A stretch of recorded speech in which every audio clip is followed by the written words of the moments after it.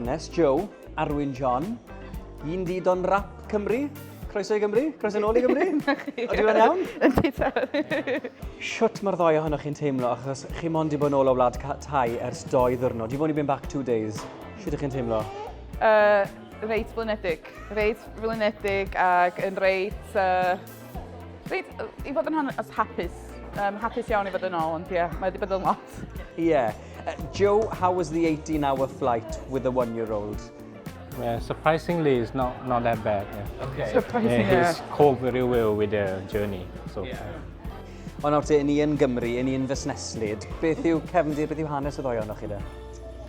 Okay, wel, i fi yn hyn, rhyw... O, iesu, mae 11 mlynedd yn ôl, mi o'n i'n trio chwilio am waith yn Mhrydain, o'n i'n Lloegr ar yr adeg, ac o'n i'n methu ffeindio byd yn y maes. A nes i benderfynu trio am rhywbeth hollol gwahanol.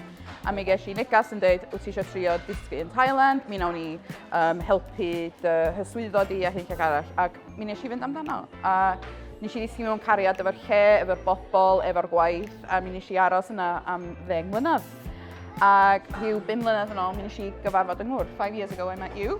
Yes. And we got married 2 years ago. And 15 months ago, we had this little angel.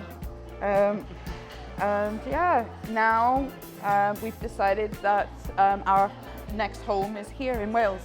So we can be with family, we can be immersed in the culture and everything. So yeah. Joe, once you've got over the jet lag and you've settled, is there something you're looking forward to doing?